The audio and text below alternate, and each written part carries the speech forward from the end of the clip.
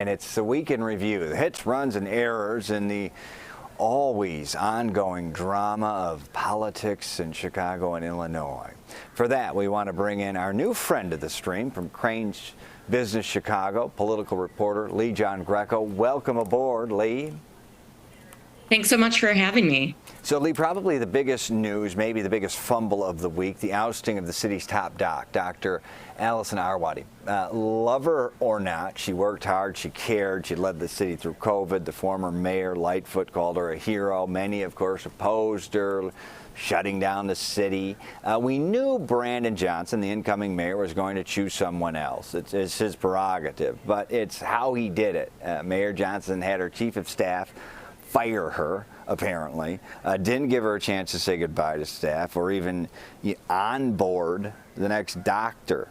The Tribune called Mayor Johnson's firing of Dr. Arwady unconscionable. What went down and why did it go down like so?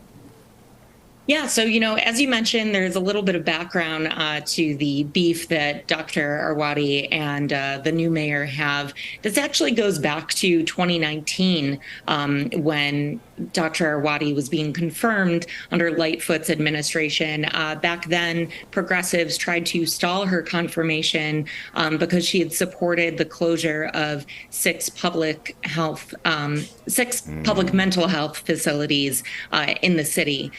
Then, of course, flash forward to the beginning of 2021, Arwady and Lightfoot wanted to open up Chicago public schools, which, of course, CTU opposed as well. Johnson said during his campaign that he was going to fire her. So I think everyone saw this coming, probably including Dr. Arwady. But as you mentioned, it was the way that he handled it that has been getting a lot of backlash lately. I pressed the mayor on this on Monday, asked him to clarify if it was his chief of staff who fired her. He avoided that question, and he also avoided another follow-up question about whether this was retaliation from the CTU.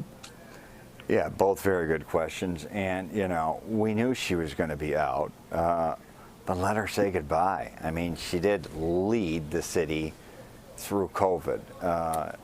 Again, like her or not. So yeah, that's kind of the question, the handling of it. So from top doc, let's go to top cop. Mayor Johnson now, his choice for superintendent. Of course, it's going to need city council, multiple layers of approval there, 2 layers at least.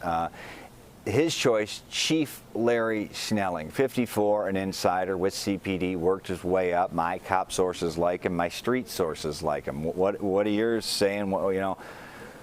What might he do? What might be one play in his playbook to fix the city?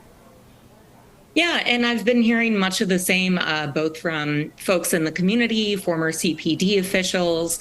When the mayor introduced him, he introduced the chief as a son of Englewood. That's not just a moniker.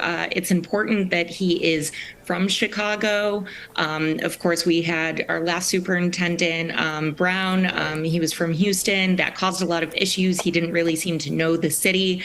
So this was a very intentional pick, getting someone who knows the rank and file really well, who grew up here, went to CPS and everything. But people in the community really like him. I was talking with folks in Englewood, and they cited an incident in August of 2020. You have Charles McKenzie up here. That's one of the folks that I spoke with, actually. And he and others mentioned that basically protesters and officers were in a very aggressive situation following the shooting of a 20-year-old man in Englewood. And Larry Snelling came in, really calmed down the situation. He spoke directly with people in the community. And, I think that's really important because both Snelling and the mayor talked about, this kind of buzzword that we hear a lot, community policing. Right. But it seems like to Snelling, that's not just a buzzword. And I think that's going to be really important that he and the mayor seem to be aligned on their vision of public safety, which actually the mayor has called, community safety. So there's kind of a change in philosophy here. So I think that combination of having the back of officers at a really contentious time right now, and then also having the back of normal citizens is really going to help him moving forward. Yeah, that's an actual anecdote of a buzzword actually happening, what you just said. So interesting insight there, Leigh. Another interesting, not page one story yet, but is going to be the race to replace Kim Foxx, the Cook County State's attorney. She's done after 8 years. Again, loved by some, not by others. That's moot. The story here is the Cook County Democratic Party, the machine, including the president, Tony Preckwinkle, is now backing a former political aide, Clayton Harris III, over former state appellate court justice Eileen Burke, who's also running. Preckwinkle, of course, also endorsed Fox. So what does this say about the race? Quickly, if you could. Yeah, of course.